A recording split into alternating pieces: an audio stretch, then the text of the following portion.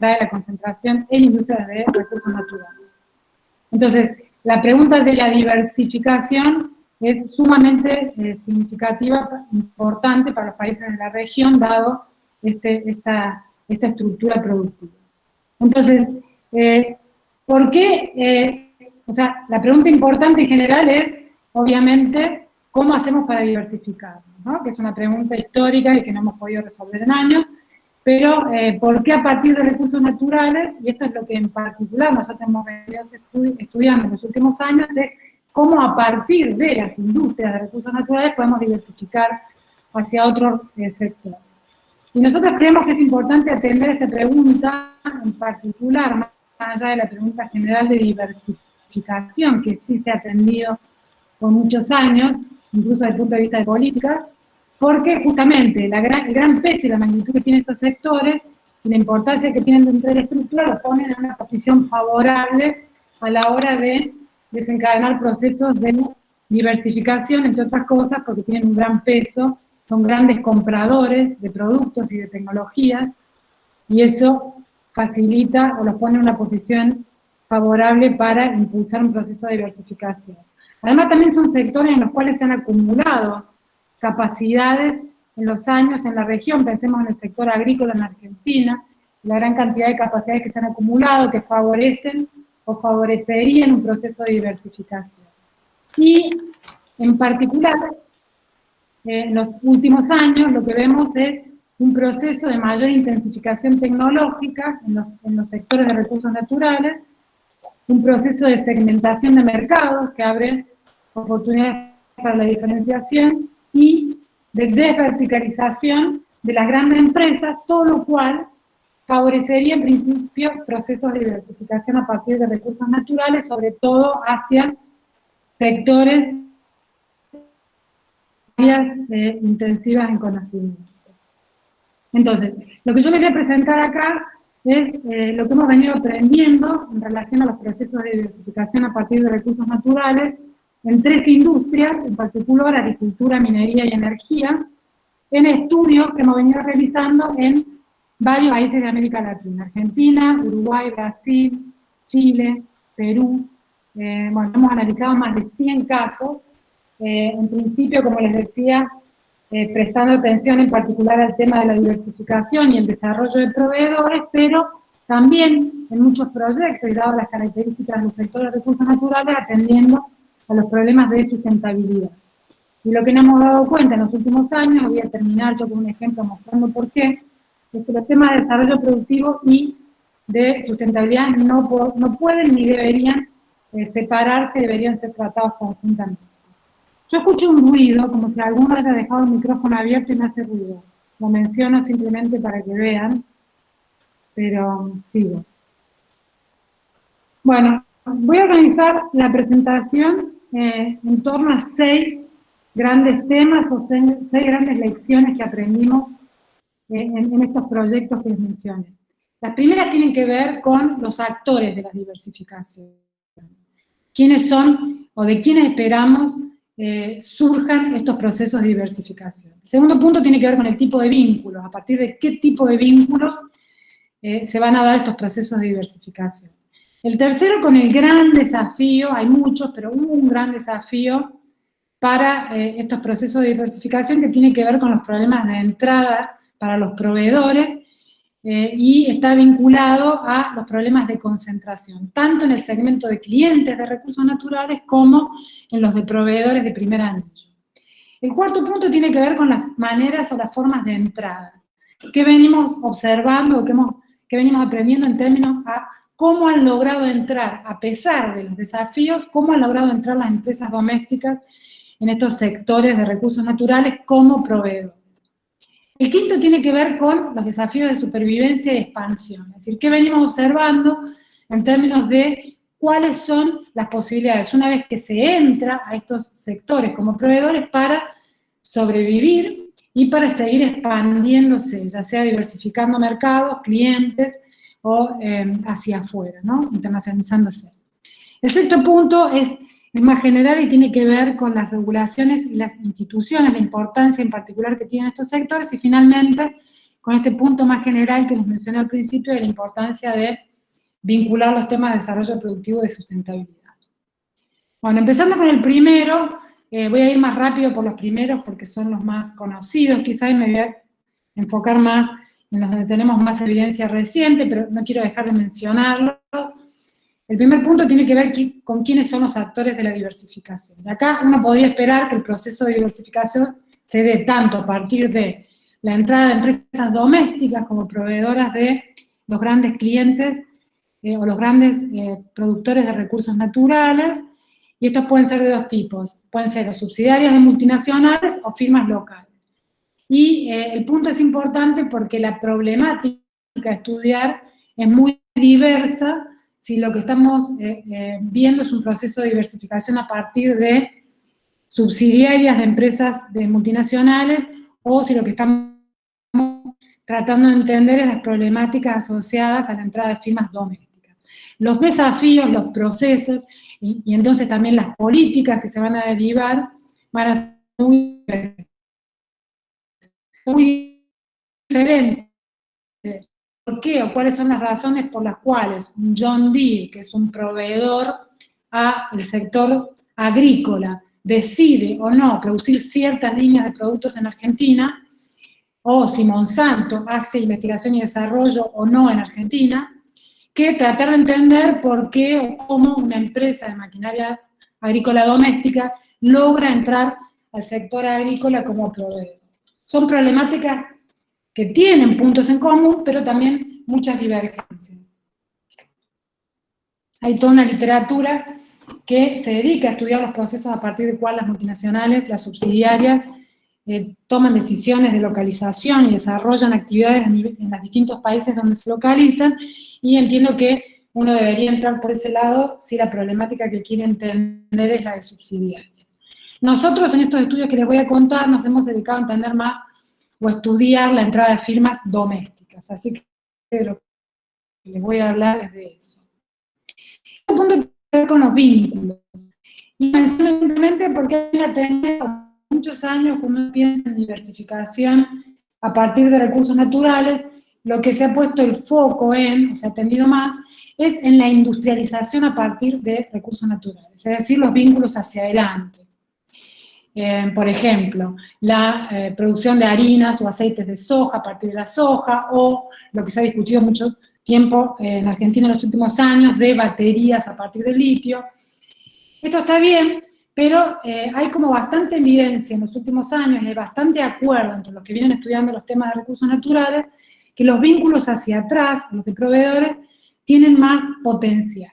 ¿Por qué? Porque por un lado tienen muchas más posibilidades, por otro lado en el largo plazo no dependen de los recursos, sino que pueden desarrollarse y empezar a desarrollarse independiente de que los recursos se agoten, por ejemplo. Tienen asegurada una demanda, son una necesidad, sí o sí.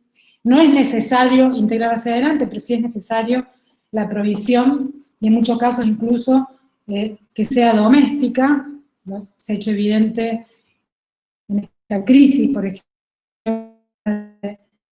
de puntos, hay menos probabilidad de que existan brechas de habilidades. Hay un número de razones por las cuales hay bastante literatura que está estudiando el tema de recursos naturales que prestar atención en particular a los múltiples posibles vínculos hacia atrás que pueden generar recursos naturales con proveedores de manufacturas de conocimiento. Otros vínculos son los laterales. Carlos, me llega muy entrecortada la presentación de Anabel. De recursos naturales y se empieza a utilizar. Sí. Anabel, quizás trata de hablar ¿Sí? más cerca de, no sé, no estás con la compu directo, quizás más cerca. ¿Me escuchás, Anabel? Ana, ¿me escuchás? Sí. No, digo, quizás trata de, sí, porque se escucha un poco entrecortado, de hablar como más cerca de la compu. Okay. Si, vos no estás hablando con micrófono, es el micrófono de la compu directo, me imagino. Más cerca y como sí, quizás moviéndote menos, creo que quizás puede, porque estamos un poco, se escucha, pero cuesta.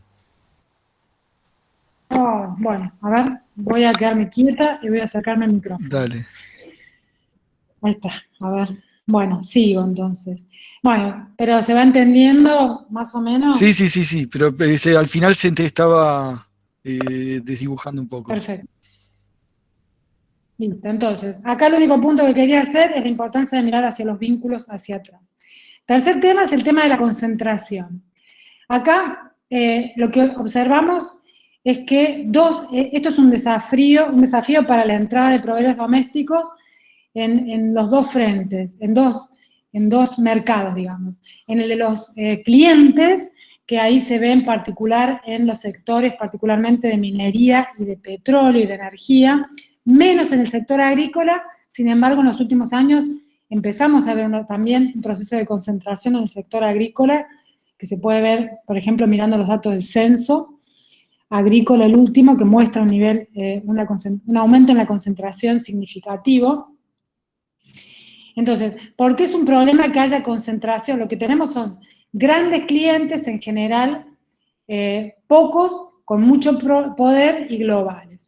Y esto genera problemas de entrada para proveedores domésticos por temas de inaccesibilidad. Es muy difícil alcanzar, en el sector de minería lo vimos muy claramente, es muy difícil llegar a esos grandes clientes.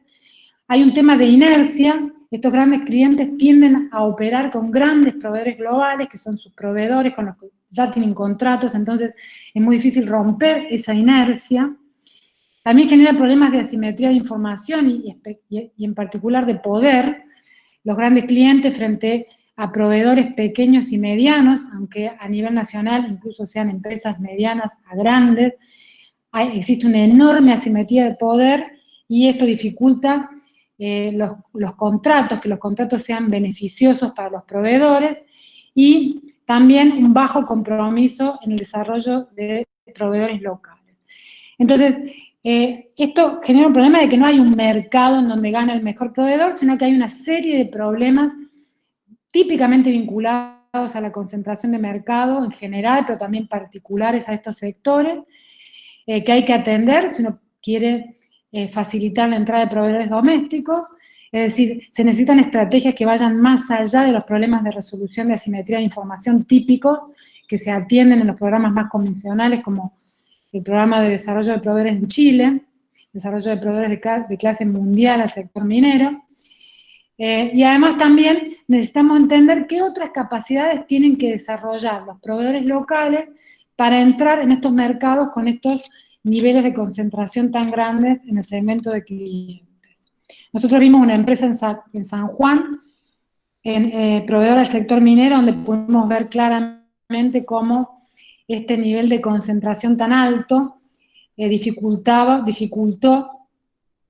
la expansión de una empresa que había logrado entrar y que había desarrollado capacidades tecnológicas y productivas medianamente significativas para el contexto local, pero que en un contexto de contratos absolutamente perjudiciales para la empresa, en donde no tenía ninguna garantía de continuidad en las compras, aun cuando había grandes inversiones en activos específicos que la empresa tenía que hacer para proveer a la empresa minera. Esto significó un problema y una crisis para esta empresa, que lo pudo superar medianamente. Lo vamos a ver recién esto en un tiempo, diversificando hacia otros sectores, como lo voy a mencionar en un rato, pero que en términos de lo que estamos viendo ahora es un ejemplo o una ilustración perfecta de cuál es el problema que estoy tratando de mencionar. El otro gran problema es concentración en el segmento en el primer anillo de proveedores. Acá se ve en los tres grandes sectores, tanto en el agrícola como en el de energía, como en el de minería. El primer anillo de proveedores tiene una concentración muy alta, estamos hablando del orden del 60, más del 60%, en el caso de maquinaria agrícola, semilla, maquinaria de la minería, de proveedores en concentración en 3 o 4 empresas globales.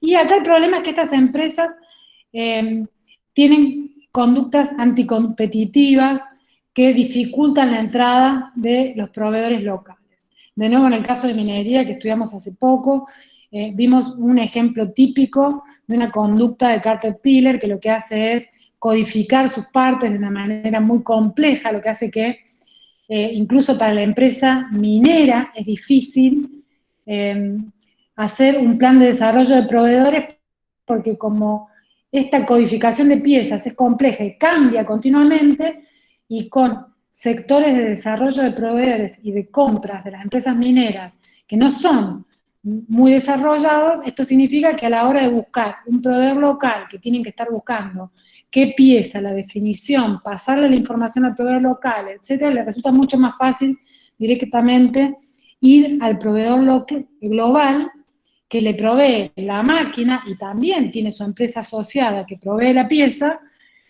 porque le resulta mucho más sencillo. Cuando han tratado de abordarse estos problemas, las empresas proveedoras del primer anillo siempre introducen restricciones. Y esto lo podemos ver en todos los sectores, les podría dar múltiples ejemplos en el caso de semillas, incluso de maquinaria agrícola también. Entonces, yendo a la parte más positiva, ahora, el cuarto punto es cómo las empresas domésticas, en lo que venimos viendo, han de todas maneras logrado entrar a estos sectores de recursos naturales como proveedores. Y acá lo que hemos visto son tres grandes estrategias, o en realidad tres áreas de oportunidad que estas empresas han aprovechado para poder entrar. La primera tiene que ver con la típica ventaja de localización, es decir, y flexibilidad. Muchas empresas entran porque están cerca y porque son flexibles y atienden rápidamente, y casi yo diría en una primera instancia, a cualquier costo, las necesidades de las grandes clientas, como pueden ser las empresas mineras o las de hidrocarburos. Entonces, de esa manera logran entrar. La segunda, que es la que más ha ganado preponderancia en la literatura sobre recursos naturales y desarrollo de recursos naturales, es las que aprovechan las oportunidades que emergen por la necesidad de adaptación típica de industrias de recursos naturales. Las industrias de recursos naturales tienen la particularidad que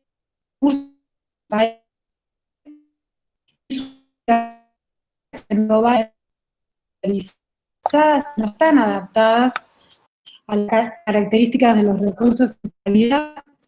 Entonces, en muchos casos lo que vemos es que las empresas domésticas que han logrado entrar lo hacen porque generan soluciones que están adaptadas a las características de los recursos en las localidades específicas. La tercera es la que uno esperaría mucho más del manual, digamos, de estudios de innovaciones, que entran porque aprovechan, porque están generando o un nuevo producto o un nuevo servicio en base a un nuevo conocimiento, es decir, una innovación. Crean un nuevo segmento de mercado con un nuevo producto o un nuevo servicio, o adaptan o renuevan un producto o un servicio ya existente con nuevo conocimiento, digamos, nuevos materiales, por ejemplo. Esto es lo que uno esperaría, en realidad, desde la literatura de innovación, pero que en realidad es lo que menos vemos o encontramos en los casos que estudiamos en América Latina. Obviamente estas tres cuestiones se combinan, ¿no? Pero hay predominancia de uno u otro a nivel tanto de firma como, ya vamos a ver, en los distintos sectores. Entonces acá yo podría darle muchos ejemplos, no sé cómo estoy de tiempo, pero voy a ir a los más significativos para no pasarme de tiempo.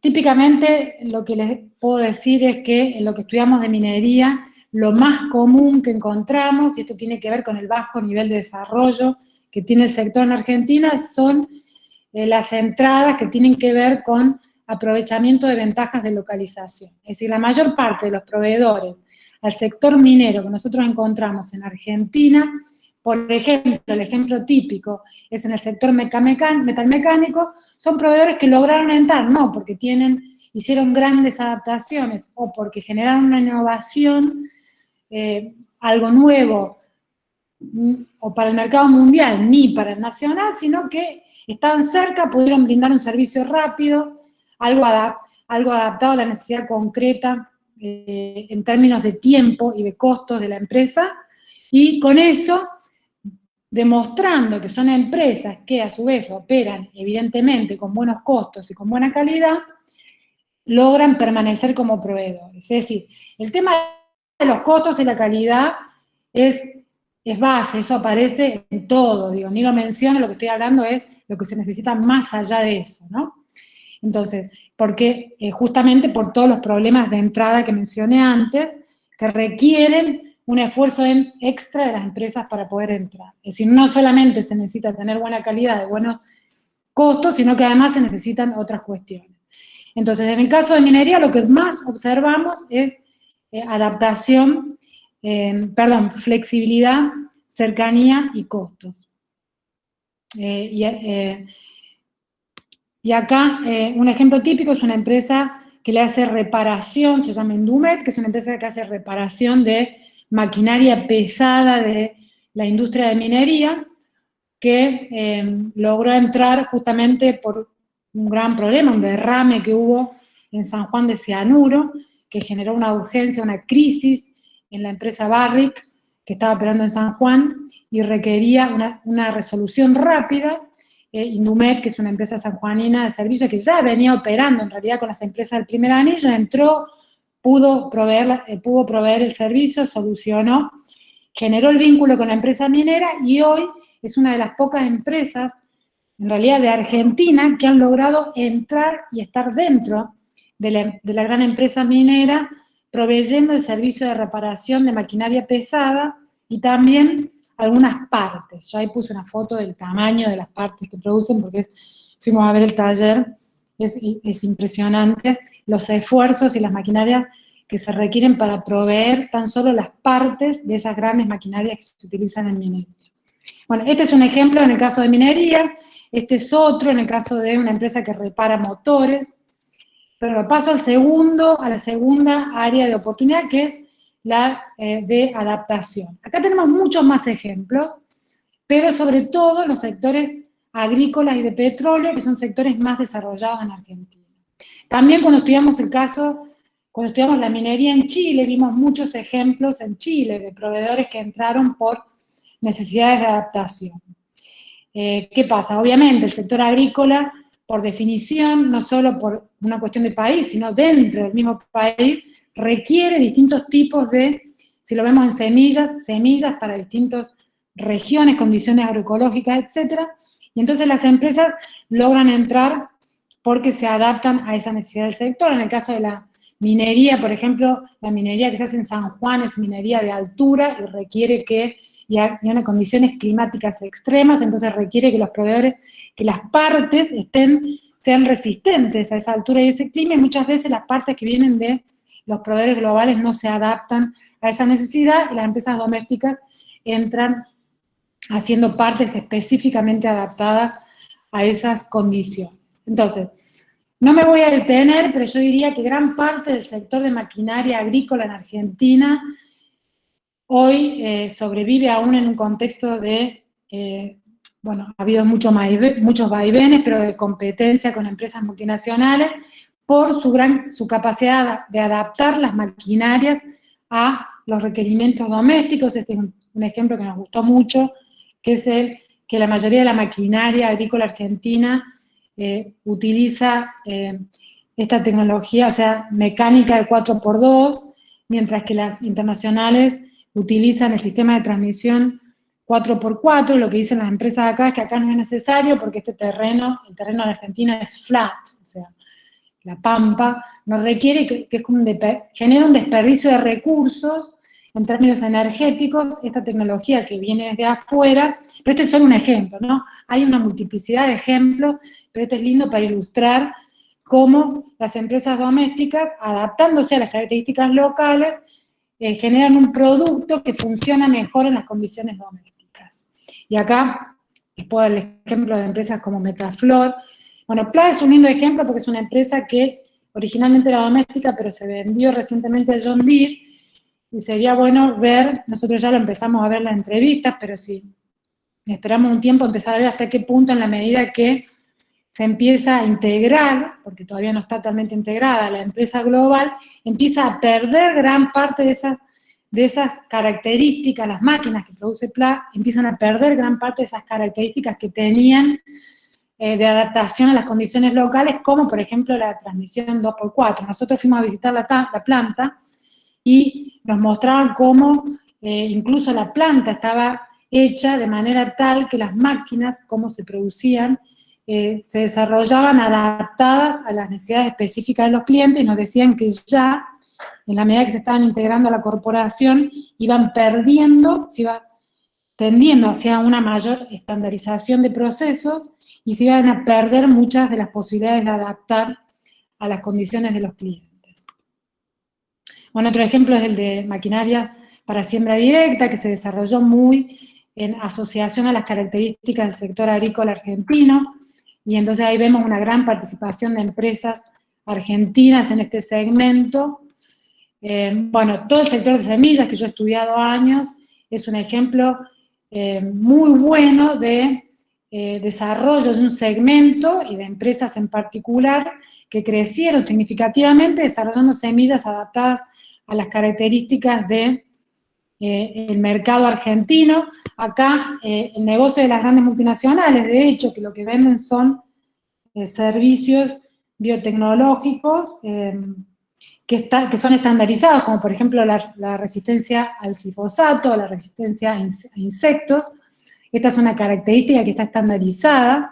Sin embargo, la semilla que hoy venden las empresas domésticas, que son las que tienen gran parte del mercado doméstico, por ejemplo en el segmento de soja, son semillas que tienen millones de otras características que se adaptan a las condiciones de la agricultura doméstica, que a su vez diverge dentro del país, no es lo mismo el norte que el centro o el sur, y entonces esa es la manera en la cual las empresas domésticas han ganado el mercado doméstico, utilizando las innovaciones de la gran multinacional, introduciéndola en su germoplasma, en su producto, digamos, y vendiendo su producto con todas las otras innovaciones que contienen adaptaciones a las características domésticas.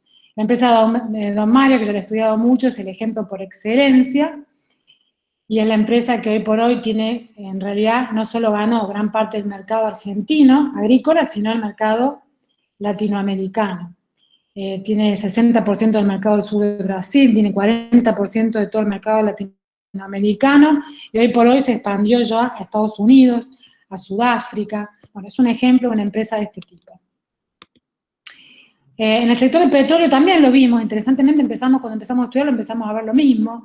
Las empresas domésticas que les iba bien son las empresas que están entrando porque se especializan en equipos para recuperación secundaria, es decir, las grandes globales hacen productos y servicios especialmente para recuperación primaria, pero en Argentina hay muchos pozos de baja productividad que requieren de tecnologías que sirvan para este tipo de explotaciones, y muchas de las empresas domésticas entran en este segmento, que es un segmento, interesantemente, que además también existe en otros países. Estas son algunas de las empresas que estudiamos. Estas también son empresas chilenas que vimos que entraron como prestando servicios de adaptación. Entonces, finalmente, el último ejemplo, la última manera de entrada tiene que ver con aprovechar ventajas de conocimiento.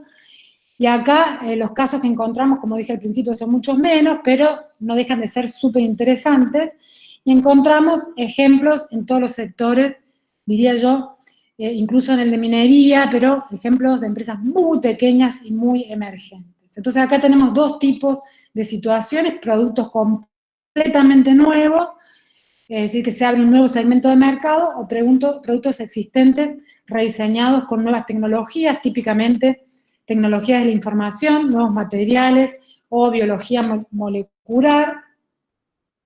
En el caso del agro, por ejemplo, está la empresa Bioceres, que desarrolla semillas en base a biotecnología para el agro, por ejemplo, un producto nuevo que es la resistencia a sequías, que bueno, todavía está luchando para instalarse en el mercado, pero es un ejemplo. Vimos en el caso de Chile, por ejemplo, la empresa Aguamarina de biotecnología para la minería, que desarrolla nuevos productos patentados y servicios a la minería en base a biotecnología. En el caso del agro, vimos, por ejemplo, este es un caso de utilización de nuevos materiales en un producto ya existente, que son los botalones que se utilizan en las máquinas pulverizadoras. En el caso de una empresa que se llama Caimán, bueno, múltiples ejemplos de empresas que hacen nuevos servicios o adaptan servicios con tecnologías de telecomunicación, por ejemplo, para control de procesos. Bueno, estos son los típicos ejemplos de esto. En general son empresas, entonces, mucho más pequeñas, que están entrando, creando, de alguna manera, nuevos segmentos o nuevos nichos de mercado, que tienen la ventaja de que por ser nuevos, ¿no? Tienen menos barreras de entrada, pero que requieren de recursos y capacidades adicionales por parte de las empresas. Entonces, estos son ejemplos de las empresas que les mencioné: Bioceres, Aguamanera, Caimán, algunas empresas de hidrocarburos. El otro punto, que ya me parece que tengo que ir terminando, importante es, bueno, ¿qué pasa una vez que estas empresas entran? ¿Cuáles son los desafíos que se le plantean para seguir creciendo y expandirse? Sobre todo por la manera en la que entran, que es lo que acabo de discutir, el tipo de oportunidades por las cuales entran. Es decir, la pregunta típica que a uno se le plantea es, si una empresa entra aprovechando ventajas de localización o ventajas de adaptación, ¿cómo hace luego para seguir expandiéndose, que es lo que a nosotros nos interesaría en términos de un proceso de diversificación, y crecer? Y ayudar a la diversificación del aparato productivo y no quedarse en una empresa local, solamente proveyendo un servicio o un producto adaptado o a una empresa o a una situación específica. Y aquí lo que nosotros vimos es que los desafíos, pero lo que quiero decir es que esto es algo que creo yo hay que seguir investigando mucho más.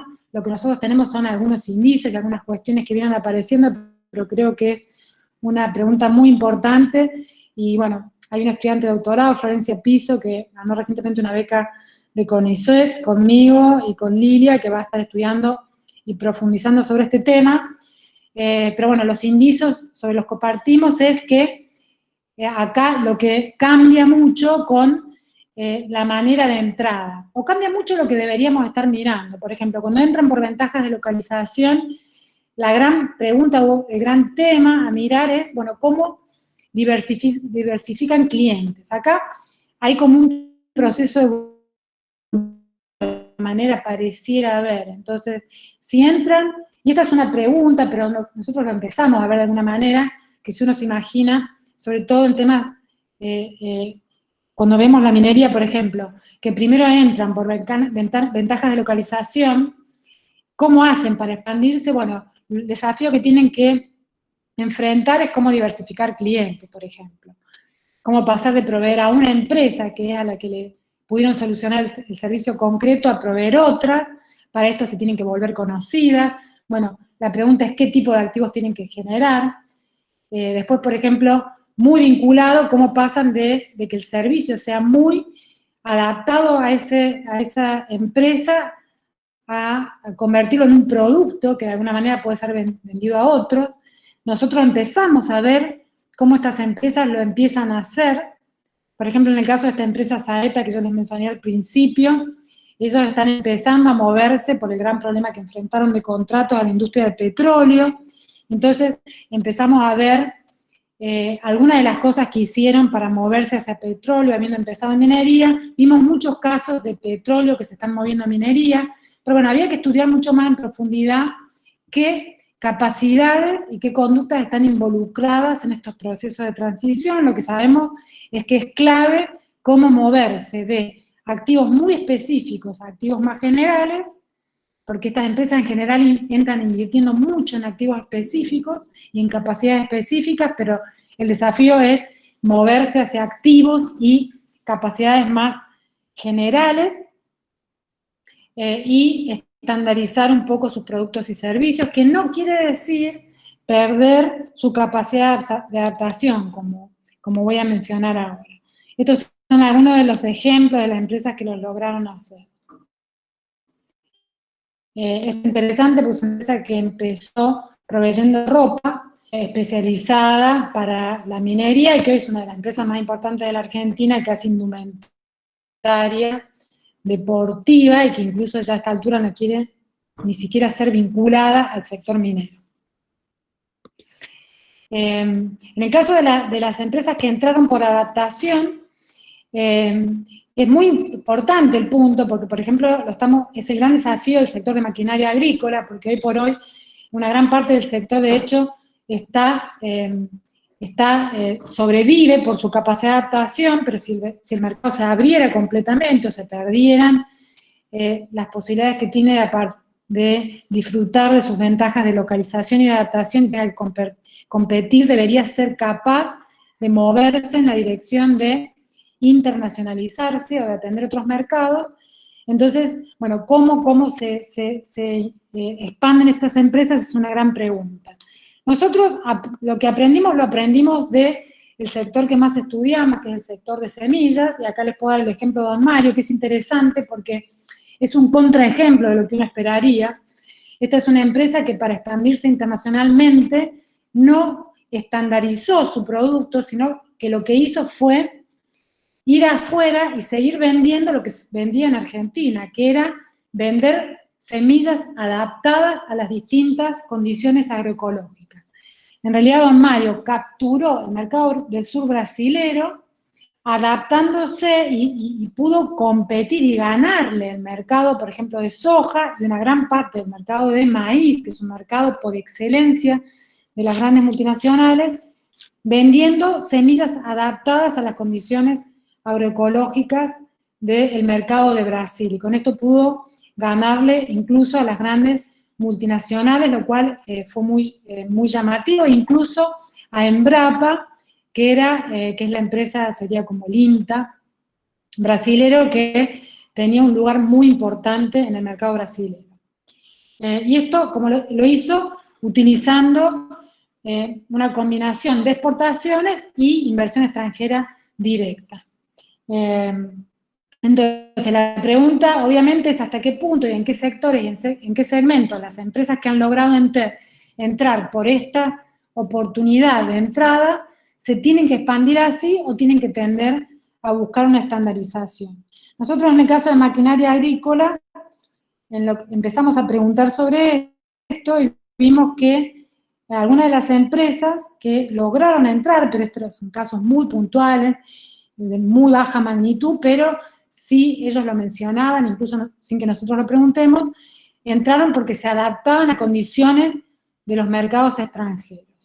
Lo vimos en el caso de Peñaflor, que hizo una maquinaria pulverizadora adaptada a ciertas condiciones de cómo se produce girasol en Rusia, por ejemplo. Bueno, esto obviamente puede ser una manera de entrar para estas empresas que tienen que entrar en mercados que ya tienen grandes niveles de concentración en el primer anillo de proveedores, pero no deja de ser un desafío, porque esto lo dicen incluso empresas como Don Mario, en algún momento lograr algún tipo o en alguna parte de su producto algún nivel de estandarización que les permita bajar un poco de costos, ¿no? Reducir costos. Estos son casos de empresas que lograron hacer. Tasarol es un caso en el sector de hidrocarburos que está internacionalizada en base a estandarizar, que entró también en un proceso de adaptación, pero que fue más por la estrategia de estandarización.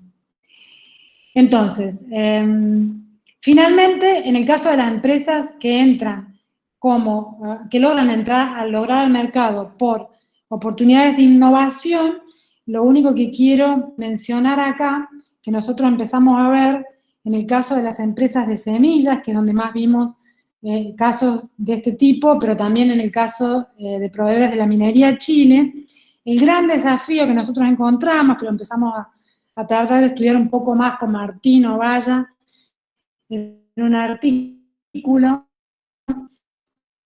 que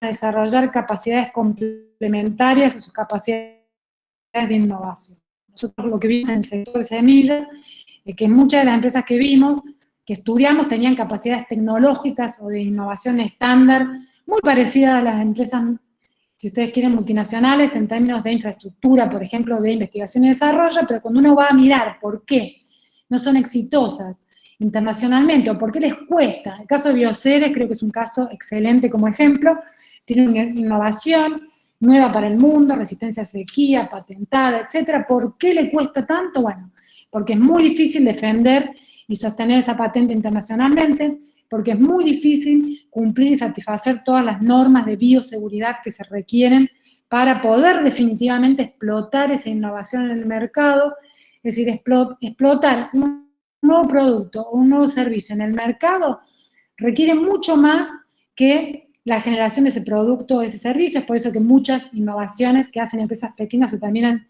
vendiendo a las grandes globales, porque esas grandes globales lo que han desarrollado son esas capacidades complementarias a las tecnológicas. Y lo que nos parece importante en este caso, seguir entendiendo es cuáles son esas capacidades en el caso de estas empresas, en estos sectores, para poder apoyarlas en su proceso de expansión en los casos en los que no se vendan a empresas globales luego de haber hecho una innovación. Por ejemplo, el caso de la empresa Caemán, que mencioné antes, también es otra empresa que se vendió a una empresa global. Entonces, para ir cerrando, simplemente acá mencionar que, obviamente, el último punto, bueno, el penúltimo, el de regulación de instituciones, son importantes en todos los sectores, pero en el caso de recursos naturales son particularmente importantes, ya que la definición misma del recurso depende de las regulaciones. Entonces, si uno quiere apoyar un proceso de diversificación, tiene que prestar particular atención a cuáles son las regulaciones que tienen que ver desde la definición misma de recursos con las condiciones de explotación, que son las que a su vez también van a apoyar o no un proceso de diversificación a partir de proveedores. Lo discutíamos con Martín en el caso del litio, por ejemplo. Hay procesos de extracción de litio que ya están en carpeta, por decirlo de alguna manera, el proceso ya está desarrollado, pero a la medida que no haya regulaciones que obliguen a las empresas que hacen la explotación a cambiar sus procesos, por ejemplo, para utilizar menos agua, las empresas no lo van a hacer por sí mismas y no se va a favorecer el desarrollo de proveedores que hayan desarrollado esos procesos en la medida que no de alguna manera se las fuerce a las empresas a cambiar esos procesos. Y esto podría dar muchísimos ejemplos. Todo el caso de desarrollo de proveedores de petróleo en Noruega, muchos de los estudios muestran que estuvo en gran parte basado en las estrictas regulaciones que pusieron a nivel nacional para que los proveedores se adapten a las condiciones de explotación doméstica, y eso hizo y facilitó mucho la entrada de empresas domésticas al sector. Entonces hay que prestarle muchísima atención a temas de concesiones, compra local, regulaciones ambientales, certificaciones, derechos de propiedad, etc. Esto hay que verlo sector por sector, pero es sumamente importante y no es un tema solamente vinculado a, por ejemplo, problemas ambientales, sino que tiene que ver y se asocia y termina estando muy asociado al desarrollo productivo, al desarrollo de proveedores, y por eso lo menciono, y esto me lleva al último punto, y con esto cierro, de la importancia en el caso de sectores de recursos naturales de abordar los problemas de desarrollo productivo y los problemas de sustentabilidad ambiental y social en conjunto. Y cierro dando el ejemplo de por qué creo que esto es crucial, y lo menciono, no es menor, porque hemos tendido a decir, bueno, los problemas de sustentabilidad van por un lado, y nosotros nos concentramos en los temas de desarrollo productivo, que los que se ocupan de los temas de sustentabilidad vean cómo compensan o generan mecanismos que aborden esos desafíos. Sin embargo, lo que venimos viendo, y en el caso de minería se vio muy claramente, es que si no está resuelto, que si no se aborda el problema de sustentabilidad social y ambiental en conjunto con el problema de desarrollo productivo y se piensa la problemática en conjunto, no termina siendo posible abordar ninguno de los problemas aisladamente. Es decir, yo no puedo abordar los problemas de desarrollo productivo en el sector de minería si al mismo tiempo no tengo bien claro y no tengo una política para abordar los problemas de sustentabilidad ambiental. El problema se ve claro, lo digo, en el de minería, porque el sector minero en Argentina está absolutamente subdesarrollado, con un gran potencial, pero subdesarrollado en gran parte, más allá de los problemas macro típicos de la Argentina, porque hay un gran nivel de conflictividad social. Lo vimos en Argentina, en Mendoza, en febrero, cuando se intentó derogar una ley que ponía límites al desarrollo de la actividad minera y se armó un gran conflicto porque reaccionó la población local, no se pudo avanzar. Esto quiere decir millones y millones de dólares frenados en inversiones y imposibilidad tanto de desarrollo del sector como de desarrollo del sector de proveedores. Entonces, si nosotros quisiéramos pensar tanto el desarrollo del sector como el de proveedores en Argentina, tenemos que abordar la problemática en conjunto y pensar cómo vamos a abordar el problema de la conflictividad y que ese abordaje involucre un enfoque que a su vez dispare el desarrollo de otras actividades. Bueno, tendría que ahondar muchísimo más para darles ejemplos específicos, pero creo que en el ejemplo de la minería, si quieren hacerme preguntas, yo les puedo profundizar un poquitito más. Queda claro, pero quiero ir cerrando para terminar. Creo que estoy de tiempo, ¿no? ¿Les parece que voy terminando y hacemos preguntas? Sí, dale, Anabel, y le pasamos la palabra a Jorge primero. Sí, porque podría dar unas reflexiones finales, pero prefiero que hagan, creo que está más o menos cubrir todo, le paso a Jorge y cualquier cosa discutimos juntos. Lo dejo acá, dejo hasta aquí. Ok, gracias, Anabel. Jorge, te damos la palabra. Bueno, acabo de conectarme, ¿se oye? Sí. Yo no voy a usar pantalla, así que simplemente podés sacar la tuya, Anabel, pero... Y perdón, Ramiro, si podés apagar el video, ¿qué hace Ramiro? Para así se mejora la calidad, ahí está, que aparece. Bárbaro. Bueno, empiezo agradeciéndole a Juan Carlos la invitación y... Hola, ¿se oye bien? Sí, perfecto. Perfecto. Sí, hasta ponete la cámara si querés y si no se escucha la sacamos. Así te vemos. Bueno. A ver. Pero tenés que sacar vos tu PowerPoint, Anabel. Ahí va.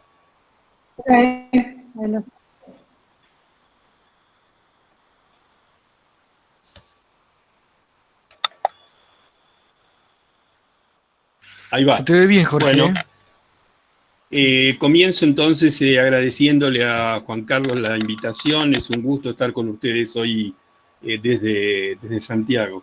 Y por otro lado, la felicito a Anabel como siempre porque es una ventana de fresco escuchar las presentaciones de ella en la riqueza informativa que tienen y en la posibilidad que nos brinda de ir repensando nuestro armamento teórico para entender un sector que no ha sido muy bien trabajado por los economistas, que es el de los recursos naturales. Es decir, voy a empezar con esta cosa final del tema de los recursos naturales, pero me encantó los 7 puntos que ella plantea, voy a volver a eso en detalle, y particularmente el punto micro de los distintos tipos de firmas y de aproximaciones que las firmas tienen a esto de cerrar la brecha relativa de conocimientos para lo local o para trabajo adaptativo a los requerimientos de las firmas a las cuales abastecen de insumos intermedios o de servicios. Voy a volver a todo eso, pero empecemos primero con el tema de los recursos naturales y este aire fresco que uno siente al escucharla a Anabel. El experimento de Anabel es lo que llamaríamos bottom-up, es decir, ir a la realidad y tratar de juntar información que luego le permita teorizar. Cuando ella llega a los 7 puntos que nos planteó, efectivamente se aísla un paso de los casos individuales que ella fue detectando y visitando, y empieza a ir hacia un ejercicio de teorización que es informado bottom-up, desde la experiencia real, y en esto establece una pauta de trabajo que es bastante ajena a lo que hacemos los economistas muchas veces, que es top-down, es decir, partir de la sensación de que hay un modelo, muchas veces un modelo que está especificado con condiciones de equilibrio, y de ese modelo deducir ciertas proposiciones que vamos a testear. Y son como dos caminos muy distintos de pretender interpelar la realidad.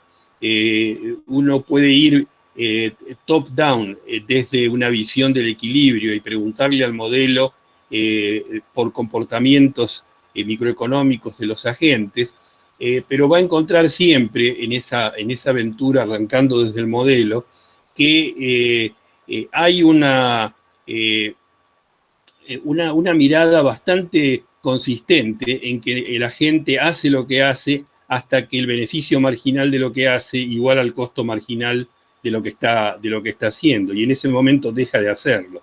Es decir, que el modelo, arrancando de pensamiento de equilibrio, me produce de alguna manera respuestas que son un poco estereotipadas y son un poco previsibles, pero están en la esencia misma del tipo de investigación que hacemos cuando arrancamos top-down y asumimos un modelo de equilibrio como la base de nuestro pensamiento analítico.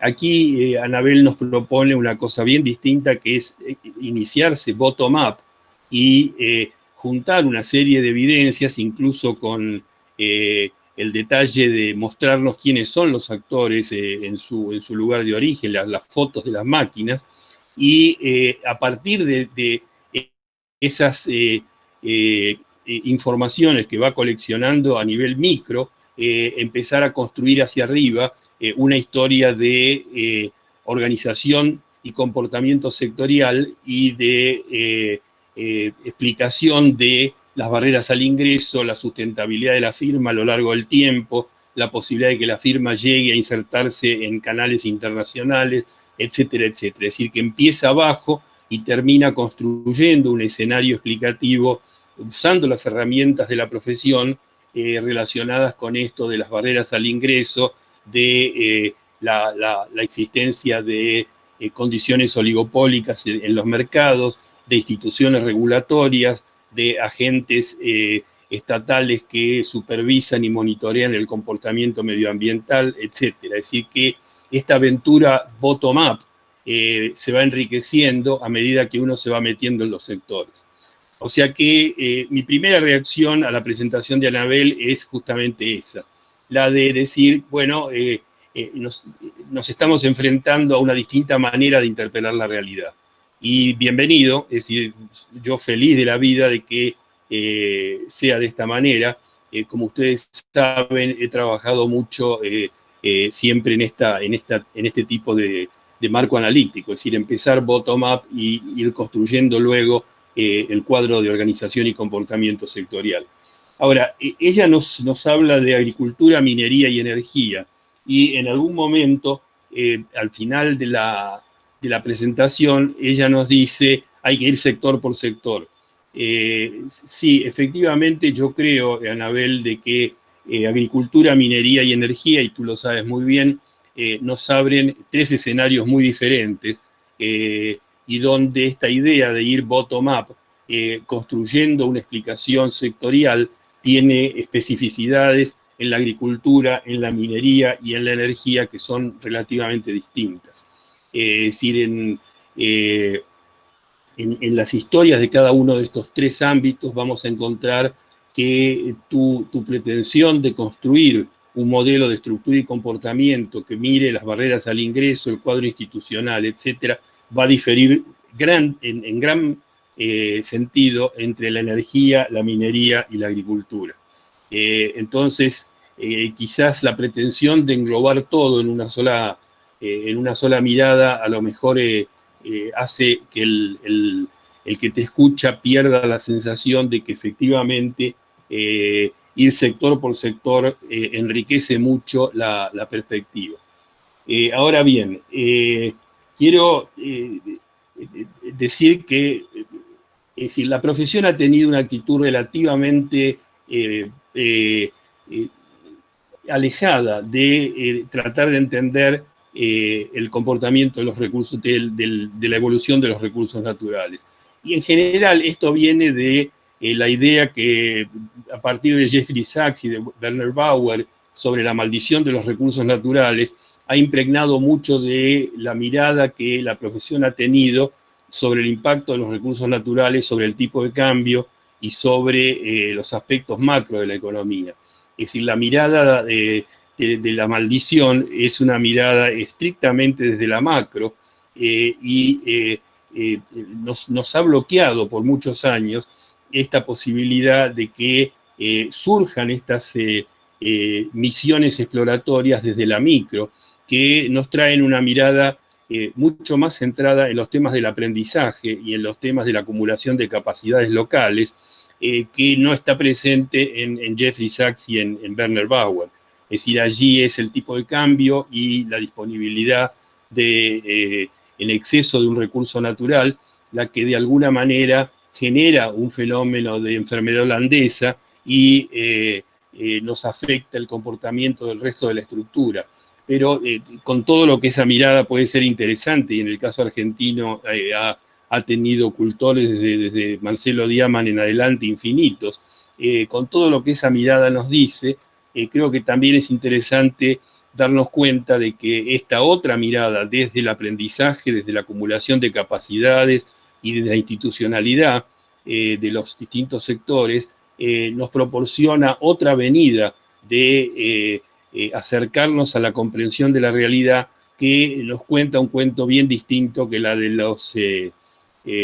la maldición de los recursos naturales, como bien lo muestra Anabel, con los distintos detalles de la micro con los cuales nos va enriqueciendo nuestra comprensión de la realidad. Ahora es interesante que también dentro del evolucionismo tampoco se le ha prestado tanto interés al tema de los recursos naturales. Cuando uno mira los trabajos de Nelson, de Lundvall, de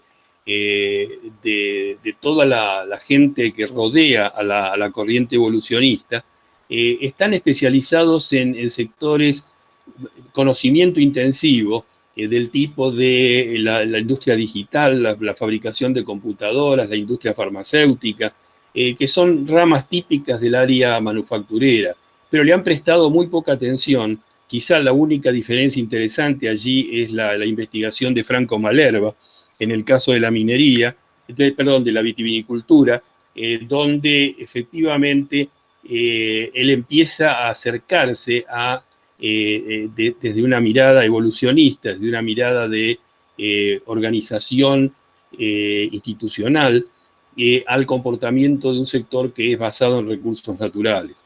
Y efectivamente encuentra que allí alrededor del terroir en la minería encuentra algo muy parecido al papel de lo local en la descripción que nos hace Anabel cuando dice que hay por lo menos 3 tipos de firmas o 3 tipos de caminos por los cuales las firmas se han ido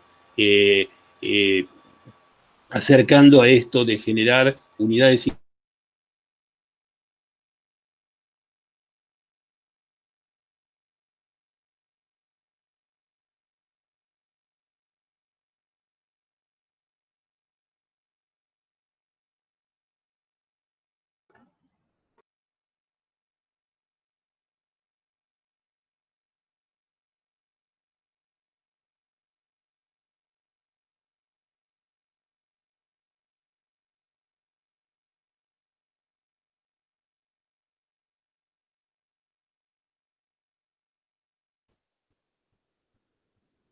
Hola, me parece que se cortó.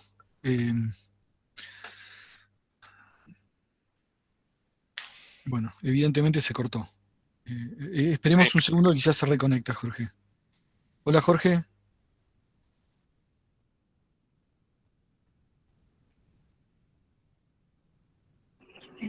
Le voy a mandar un mensaje por WhatsApp.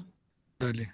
Si no, igual empezamos, hagamos una cosa, hasta que vuelva Jorge, hagamos preguntas. Ah, acá parece que dice que volvió, ¿no?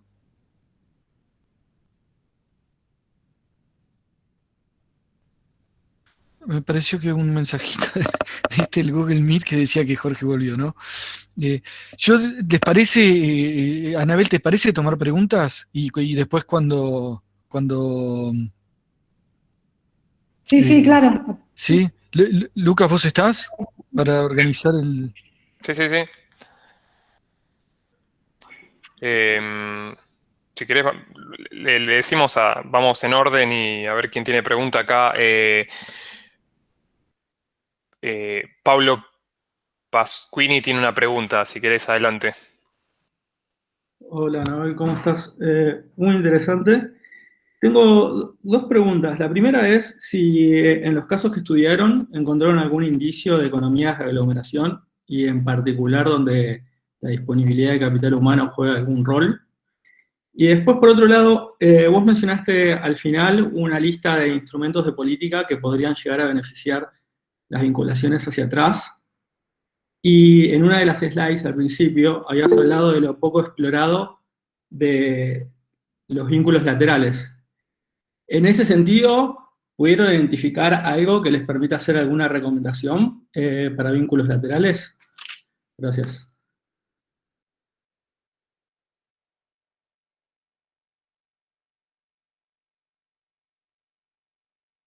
Anabel, yo diría que tomes 3 preguntas así y después contestes todas juntas. Va a ser más rápido.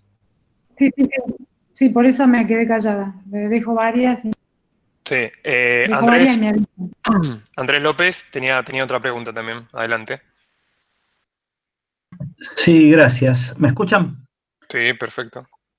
Muy buena la presentación, Anabel, y me uno a las felicitaciones de Jorge de la sistematización del pensamiento y de todos los trabajos sobre el tema, que la verdad está muy buena. Ahí yo en un momento tuve que salir porque me tocaron a traerme algo, pero no sé si lo tocaste el tema, pero hay una parte ahí que tiene que ver con, no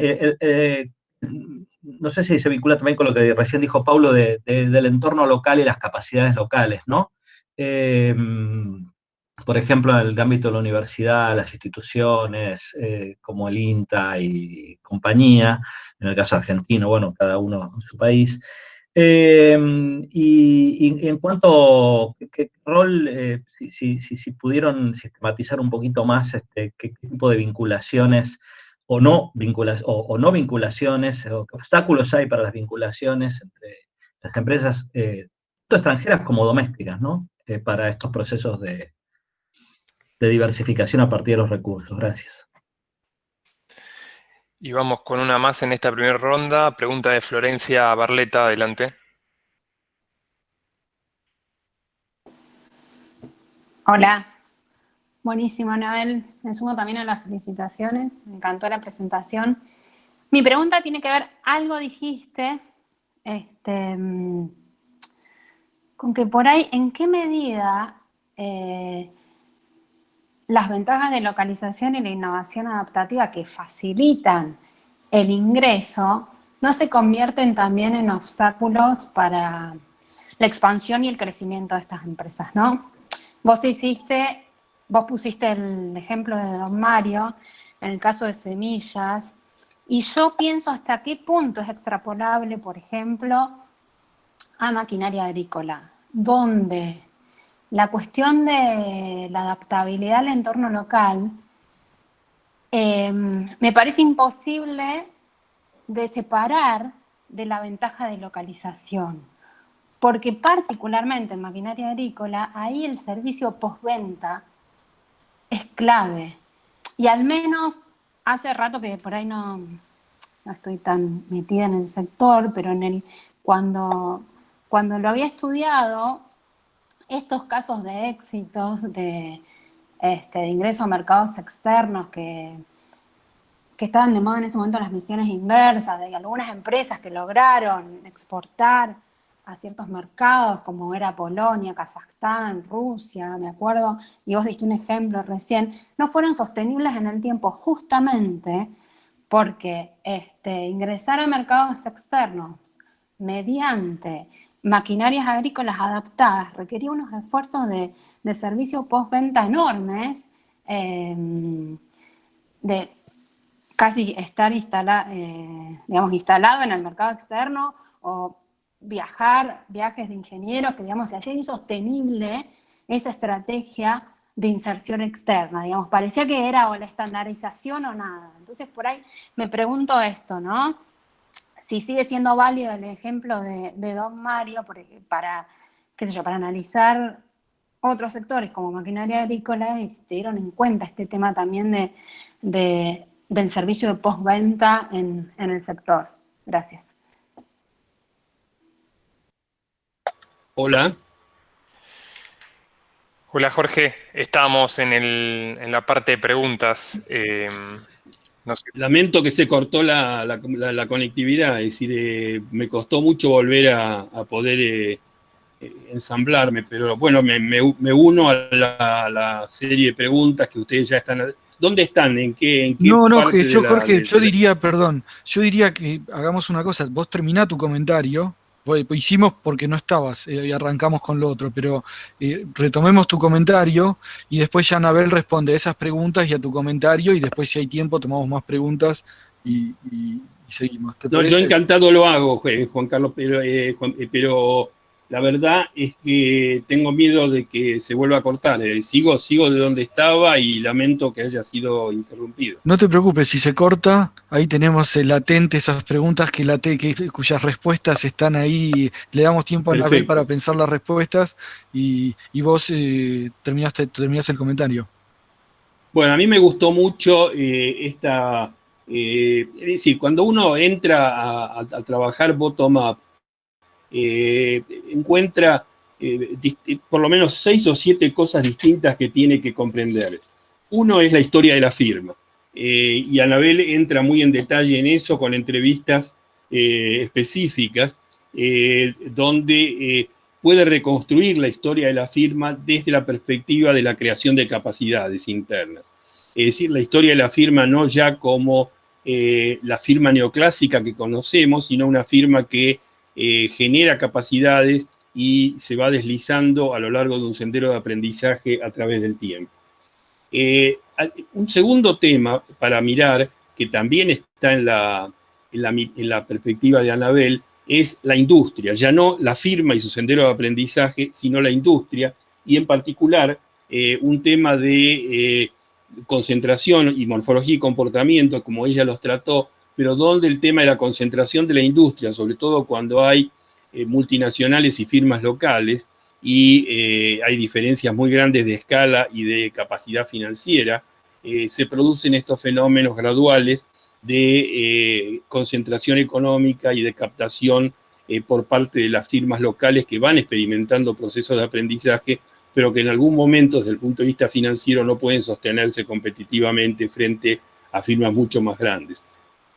Esto yo lo he visto con mucha claridad en la salmonicultura chilena, donde cuando empezamos a trabajar había 220, 210 firmas que producían salmón en el mercado chileno, hoy quedan 20, y ha habido un brutal proceso de concentración económica a lo largo de 2 décadas.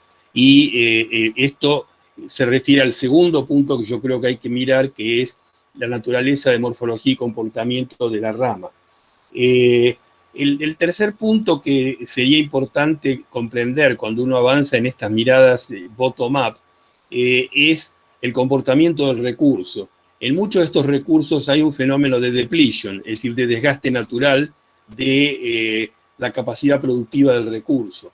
La minería chilena entra con una tasa de 1.3, 1.4 de rendimientos, el recurso de kilos de cobre por tonelada de tierra que se extrae, hoy está apenas en 0,80, y ha habido una caída sistemática de la capacidad del recurso de proveer respuesta, con lo cual los costos van subiendo, etc. Lo mismo lo he encontrado en la salmonicultura, las aguas se van saturando y la capacidad aeróbica de las aguas va disminuyendo, con lo cual la respuesta que tiene el salmón en ese caso se va deteriorando, porque se va crecientemente produciendo un fenómeno de dificultad inmunológica ante la pérdida de capacidad aeróbica de las aguas.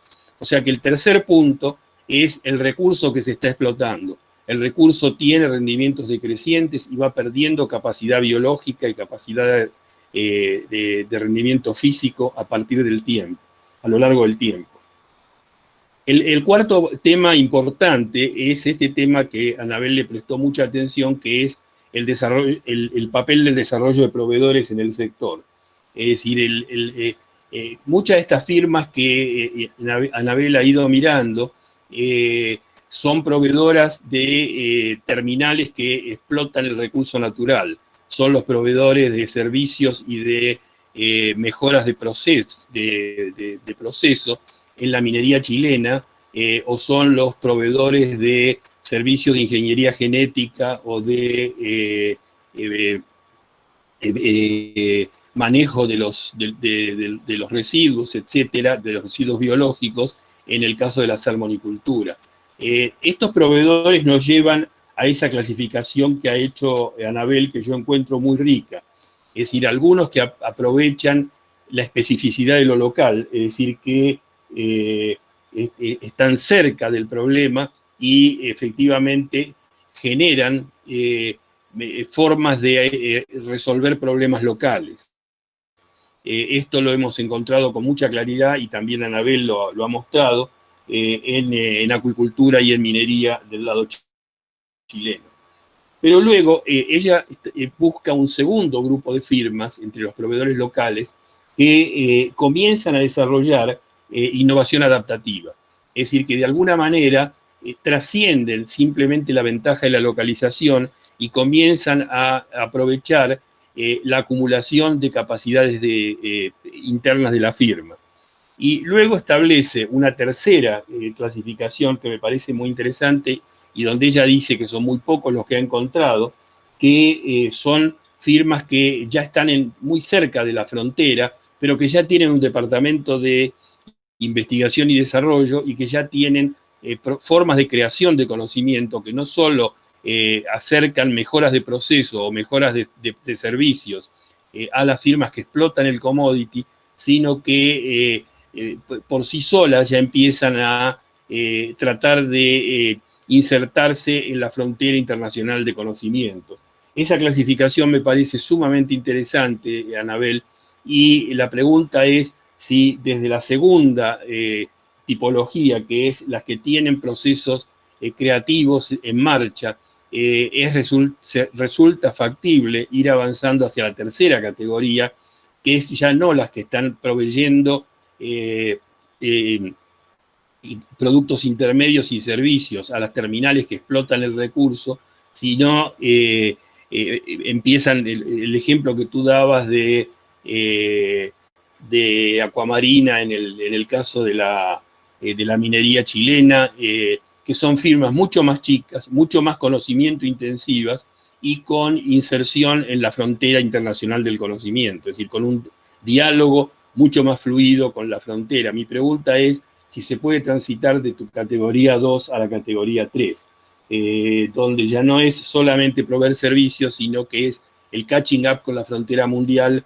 Y allí a mí me parece un tema interesante para abrir, y es que en muchos de estos sectores de recursos naturales se están avanzando en este pequeño manojo de firmas que están yendo hacia la frontera, hacia el uso de inteligencia artificial, es decir, hacia el uso de algoritmos sumamente más sofisticados, donde ya no es solamente hacer mejoras de procesos, sino es entender el tema global de la relación entre el recurso, la firma que lo explota, la maquinaria que usa y la oportunidad de ir incorporando sensores en distintos momentos del proceso, como ocurre en mucha de la explotación agropecuaria argentina hoy, no en todo, pero en la punta moderna de la explotación agropecuaria, donde por medio de tablets, de drones y de maquinaria que incorpora sensores,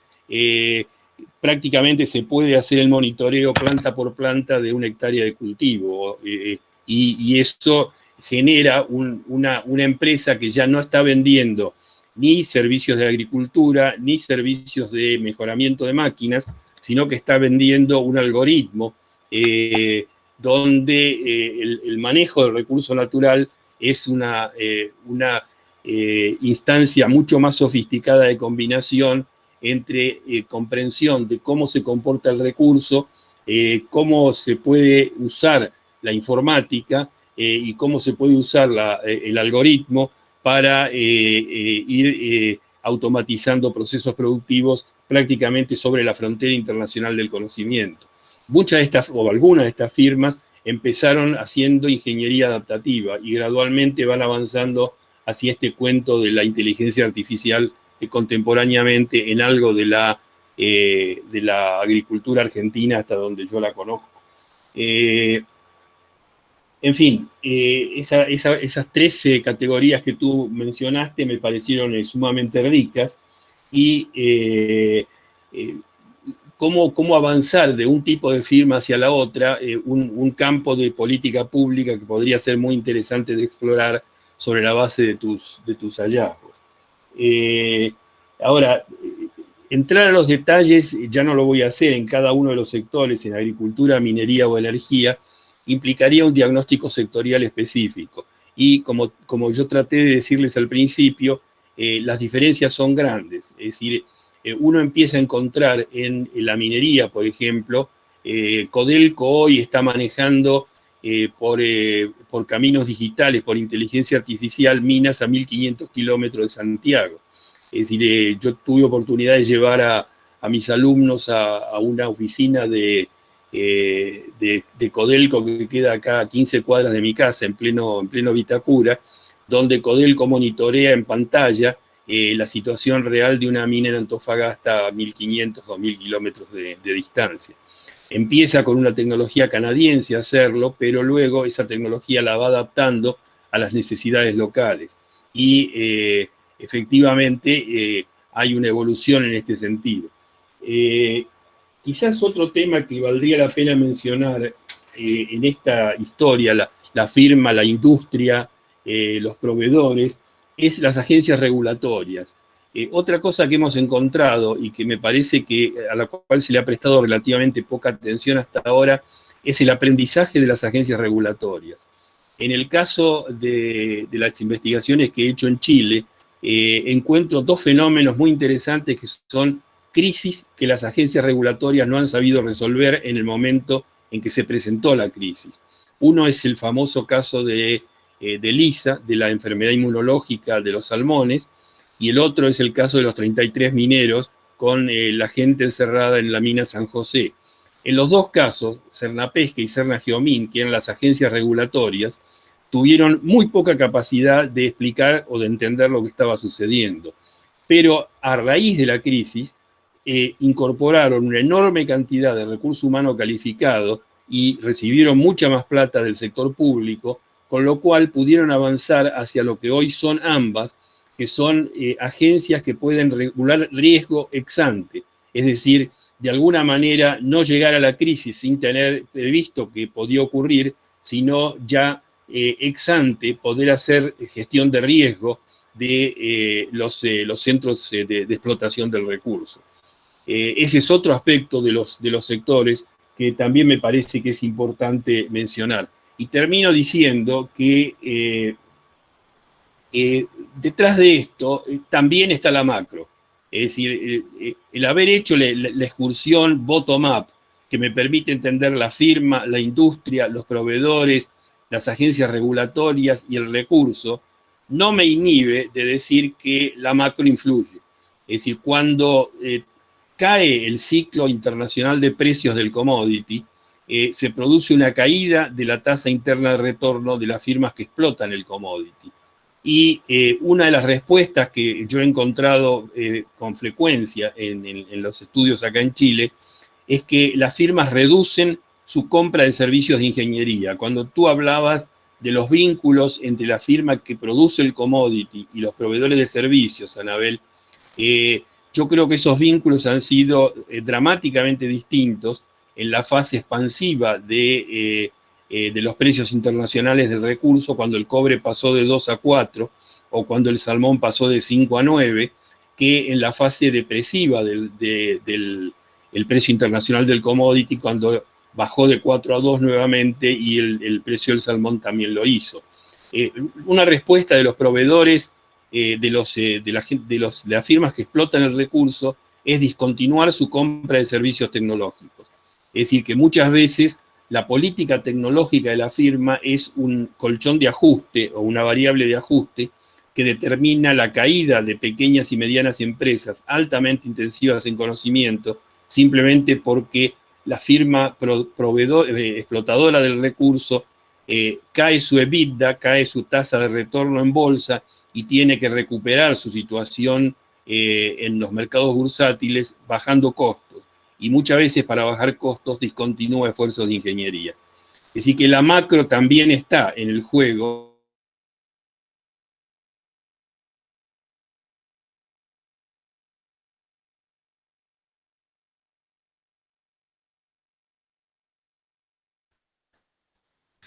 Creo que lo perdimos de nuevo a Jorge. Bueno, Si querés, le damos sigamos la con palabra el... también, ¿no? Para que él responda las preguntas que había. Bueno, yo entonces empiezo a responder y se aparece Jorge, ahí lo veo igual conectado. Pero bueno, le respondo de todas maneras porque me imagino que son preguntas que son pertinentes a Jorge y al resto. Bueno, en primer lugar, muchísimas gracias. Los comentarios de Jorge, como siempre, excelentes. Y también las preguntas todas muy interesantes. Primero tomo bueno, más allá de los comentarios que hizo Jorge, que me parecen todos súper atinados, simplemente respondo los tres que son más tipo preguntas. El primero tiene que ver con la diferencia entre sectores. Claro, evidentemente son sectores muy diferentes, agricultura, minería y el hidrocarburos, que cada uno requiere adentrarse en las especificidades a la hora de pensar, bueno, todo lo que tiene que ver con el desarrollo de proveedores, pero también con el desarrollo del sector en sí mismo. Yo acá lo que traté de hacer es trabajar sobre lo que yo encontré en común. Por ejemplo, las barreras de entrada en el primer anillo de proveedores es común, de hecho, a los tres sectores. Las maneras en las que las empresas entran también encontré que son comunes, o sea, hay cosas que encontré que son comunes y me traté de centrar en eso, pero bueno, quizás un punto número 8 de las lecciones es que son sectores muy divergentes y que en realidad es muy necesario entender en profundidad las características del sector, de los recursos en el país, etcétera, para poder, por ejemplo, establecer políticas. El segundo punto que voy a contestar y que se vincula con voy a contestarle a Jorge y a la pregunta que hizo Florencia Barleta, que me parece muy, muy buena. Y de hecho, como dije en la presentación, Florencia Piso y con Lilia estamos trabajando en el proyecto doctoral de Florencia, pero además nos interesa muchísimo el tema, entender cómo justamente empresas que entraron por cuestiones de localización o cuando empezando a hacer innovación, pero solo para adaptarse, pasan a convertirse en empresas globales o pueden internacionalizar su producción. Lo englobo, aunque en realidad no es exactamente la misma la pregunta, pero tiene que ver, está muy relacionada, y el comentario que hizo Jorge me ayuda a contestarle a Florencia la parte que sí puedo contestar, porque hay una gran parte que yo diría que es una pregunta de investigación. ¿Hasta qué punto el caso de Don Mario es extrapolable al sector de maquinaria agrícola? No sé, para mí es una pregunta de investigación. Yo creo, si me preguntas con lo que hasta ahora sé, y acá vinculo con el comentario de Jorge, que en realidad la entrada utilizando su capacidad de adaptarse es una manera de poder competir con las empresas globales. Y, por supuesto, abordando el problema de los servicios de postventa cuando es necesario, que lo han hecho, muchas empresas de hecho lo han hecho ya asociándose con partners locales. De hecho, Don Mario, por ejemplo, para entrar a Brasil, entró asociándose con locales. Y esto le facilitó un montón de cuestiones, porque no solamente importa el servicio de postventa, sino que si vamos a tratar de adaptarnos a un entorno diferente, hay que entender muy bien el mercado externo al que nos queremos adaptar. Pero lo que me parece importante es que es una manera de entrar para poder, es como una ventanita que se abre para poder entrar en este sector en particular, o en estos sectores en particular, que en otros quizás no existen, y que lo que le daría la posibilidad a la empresa es de ganar escala de activos complementarios para eventualmente generar lo que yo creo, de donde yo vengo, y creo que muchos de los que estamos acá, que estudiamos innovación, es lo único que puede sostener a la larga en una empresa, en un mercado global, que es su capacidad de innovar. Y si a la larga lo que de generar productos nuevos y servicios nuevos para el mercado global. Es decir, si queremos que una empresa sea sostenible en los mercados internacionales, lo que tiene que hacer es generar innovaciones, nuevos productos y nuevos servicios que ganen espacio en los mercados globales. Entonces, todo esto de lo que estamos hablando, lo que yo estoy discutiendo, son maneras a través de las cuales se puede entrar a estos mercados que ya tienen una gran concentración para ir ganando los activos complementarios y la escala y las capacidades que se requieren para eventualmente generar innovaciones de escala global. Y acá entonces también vinculo con la pregunta de Jorge, que es, bueno, ¿cómo pasamos de 2 a 3? Y bueno, y ahí obviamente hay empresas que ya nacen globales, o hay empresas que ya nacen a partir de una gran innovación que les abre un espacio de mercado. Pero la gran mayoría de empresas, o una gran mayoría de empresas, van forjando su camino, generando activos complementarios, porque han ganado mercado por otras maneras, por múltiples, infinitas maneras, desde mecanismos de protección, políticas de protección, hasta cuestiones como las que discutimos acá, y lo ideal es que vayan desarrollando esas capacidades, y muchas de las exitosas que conocemos en el mundo es porque han desarrollado esas capacidades de innovación. Es un poco responde esa pregunta. Y la otra gran pregunta, las otras dos grandes preguntas tienen que ver con las economías de aglomeración. No es algo que yo haya mirado en particular en las investigaciones que hicimos. Evidentemente en algunos casos aparece, pero en otros no. En realidad, si me preguntan en el caso de semillas, que es el que más conozco, no es un caso de economías de aglomeración. No es que las empresas están concentradas en una región o en un área, sino que por el contrario están dispersas. En el caso de maquinaria agrícola hay ciertas economías de aglomeración, pero no sé hasta qué punto el éxito de esas empresas tiene que ver con la economía de aglomeración. Mi intuición un poco es no, pero es algo que yo no he mirado en detalle. Y el vínculo con las empresas, con las instituciones, que es lo que preguntaba Andrés, nosotros no encontramos, yo no encontré casos, encontré ejemplos aislados, que puedo mencionar, de empresas que se hayan beneficiado de vínculos con el INTA, con el INPI específicos, pero yo no diría que los casos que nosotros hemos encontrado de éxito, que son los que yo presento en definitiva, son casos que se explican por haber se beneficiado con vínculos a instituciones.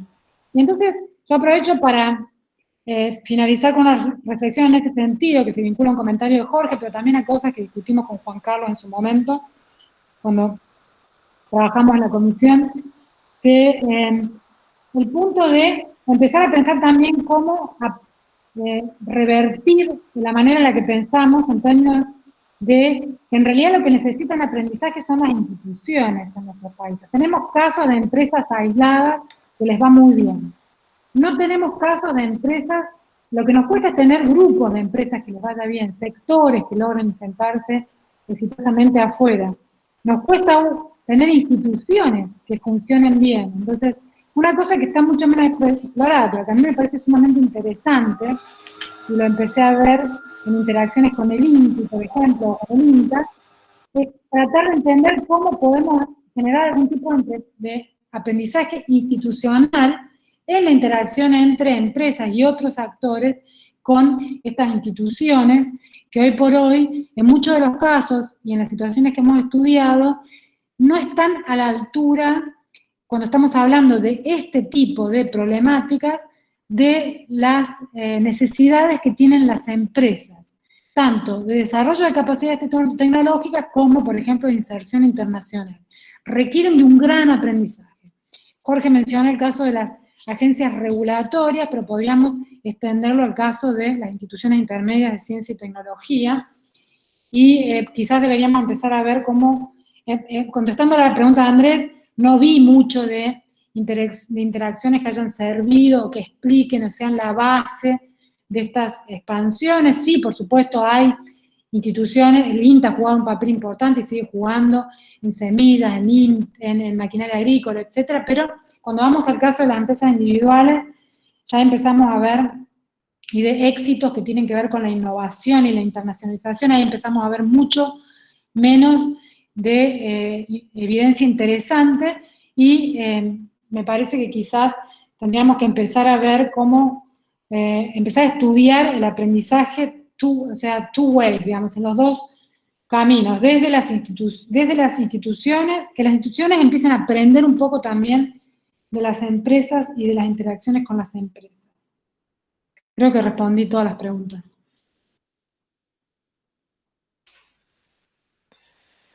Gracias, Anabel. Sí, no sé si Juan Carlos y Verónica tenían una pregunta, no sé si quieren que cerremos o quieren rápidamente preguntar. Yo, primero que nada, Jorge, muchas gracias por el comentario.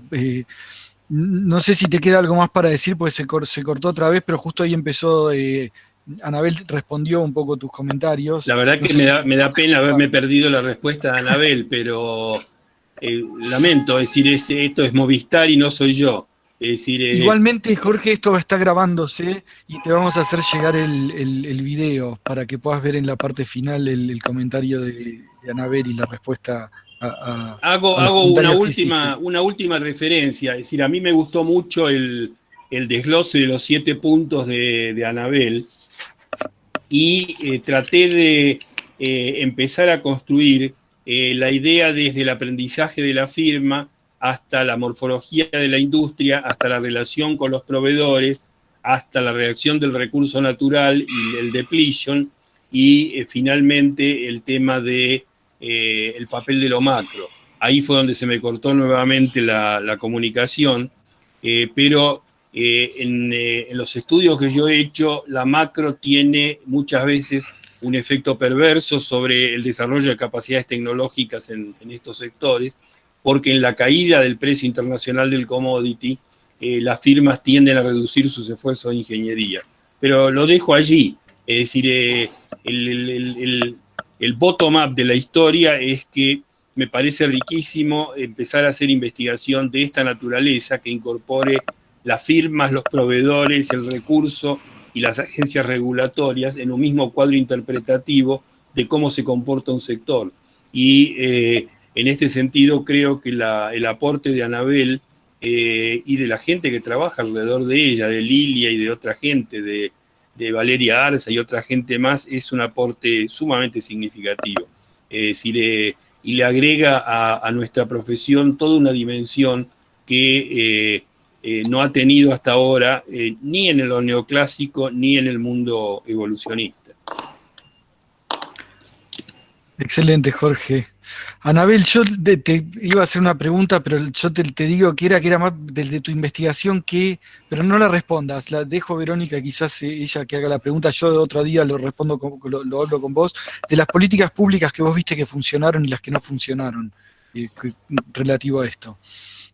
Pero me parece en aras del tiempo, porque estamos pasados. No sé, Vero tenía otra pregunta, ¿no, Lucas? Sí, yo me gustaría hacer una pregunta. En realidad es una profundización sobre ya una pregunta que se estuvo haciendo, que tiene que ver con esto, que es la pregunta de investigación de Anabel, que es la posibilidad de, bueno, que el caso de Don Mario sea replicable en otros casos, o hasta qué punto una inserción basada en responder a una necesidad específica, ¿no? Una inserción basada en justamente una capacidad de flexibilización, de flexibilidad y de respuesta y de dar solución a problemas específicos, es escalable. Y ahí solo lo que quería decir es que ya creo que fue el verano pasado, no el verano pasado, el anterior, leí a Rosenberg, ¿no? Y ahí está planteado eso, ¿no? Cuando Rosenberg cuenta cómo es el sistema de producción americano, ¿no? Y el éxito del sistema de producción americano frente al sistema de producción inglés, ¿no? Y ahí él hace una cosa que a mí me pareció bellísima, que es que comenta cómo los rifles Ferguson ingleses son fabricados a medida, ¿no? Entonces él le llama a la producción inglesa una producción desastre, ¿no? Donde la producción está directamente tuneada para el usuario. Y eso, sí, claramente, es hermoso tener un rifle hecho a medida, pero en términos competitivos se vuelve muy, muy ineficiente. Entonces, la pregunta mía es, ¿no estás preguntándote algo que ya está investigado en la literatura? ¿Hasta qué punto las nuevas experiencias se distinguen de lo que Rosenberg compara entre la industria inglesa y la industria americana?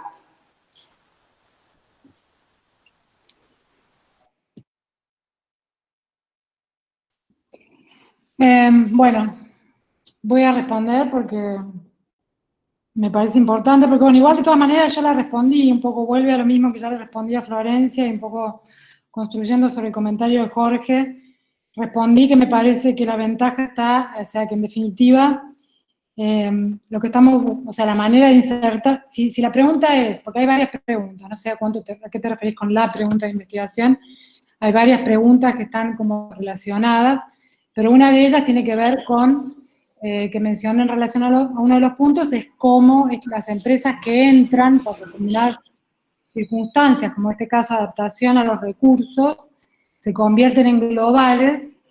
Me parece que el punto acá interesante a enfatizar es que, en definitiva, para volverse competitivas internacionalmente, tienen que ser innovadoras, tienen que estar generando nuevos productos y nuevos servicios, y para esto necesitan capacidades tecnológicas y no tecnológicas complementarias a la innovación, que las empresas que muchas veces entran a los mercados,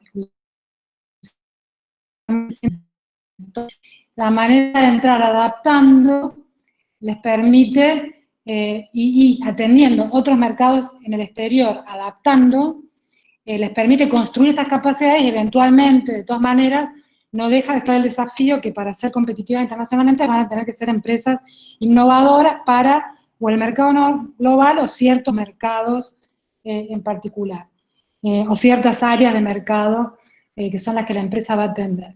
Yo creo que, en definitiva, hay muchas cosas nuevas y específicas de estos sectores, de las problemáticas actuales, de las condiciones institucionales, de las actividades de recursos en particular, que hacen que la pregunta sea relevante y las preguntas que estoy esperando sean relevantes y sean distintas a las históricas. Obviamente que la pregunta de tailor-made versus estandarización es antigua, no es nueva, pero no es la pregunta que guía todo este trabajo, y además, en el caso este en particular, justamente te revierte el punto, creo.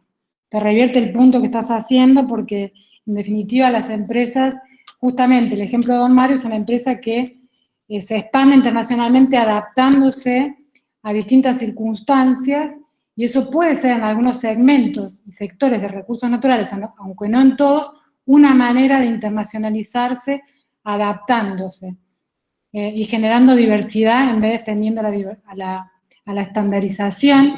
Las posibilidades que hay hoy de hacer eso en los mercados globales por las nuevas tecnologías son muy diferentes al mundo que describía Rosenberg. Hoy tenemos una posibilidad de diferenciar, de fragmentar, de segmentar, que antes no existía. Entonces hoy podés ser competitivo diferenciando y segmentando a niveles que antes era imposible. Es decir, las condiciones son tan diferentes que creo que no estoy de acuerdo, creo, con tu reflexión en ese sentido. Pero lo podemos seguir discutiendo. No sé, ahora. No, buenísimo, la verdad que está muy bien tu respuesta y nada, me gusta lo que estás trabajando, la verdad que está excelente. Muchas gracias. De nada, gracias. Bueno, gracias a Juan Carlos, no sé si querías hacer tu última pregunta o vamos cerrando. Gracias, Anabel, por la presentación, gracias a Jorge, a todos los que participaron, y bueno, nos vemos en un mes en la próxima sesión del CIDPA. Excelente. Bueno, gracias. Muchas gracias a todos. Gracias, Juan Carlos, por la invitación, luego. y gracias a todos por estar allí. Es decir, cuídense y seguimos en contacto. Gracias, Jorge, por Gracias, participar. Jorge, por los comentarios. Gracias, Jorge, por los comentarios también. Gracias. Adiós. Chao. Hasta luego.